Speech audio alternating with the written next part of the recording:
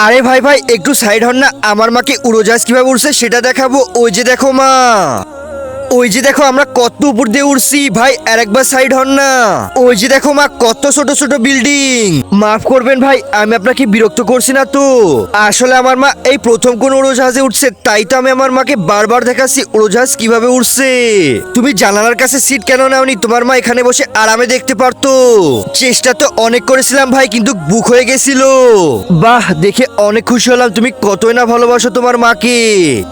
তোমার মতোই আমিও আমার মাকে অনেক ভালোবাসতাম।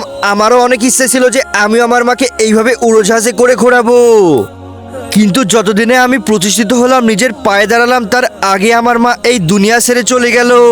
তার আগে সবাই তো দেখি আজকের এই ভিডিওটিতে লাইক সাবস্ক্রাইব করে। আজকে দেখবো কয়জন এই শিক্ষামূলক ভিডিওটার জন্য একটি লাইক একটি সাবস্ক্রাইব আর কমেন্ট বক্সে এই সুন্দর ইমোজিটা দিয়ে যায়।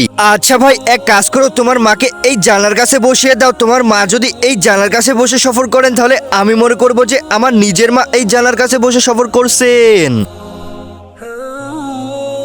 অনেক ধন্যবাদ ভাই আপনাকে। আরে ভাই কোনো সমস্যা নেই, মায়ের জন্য সবকিছু, কারণ মা তোমার হোক বা আমার, মা তো মাই হয়।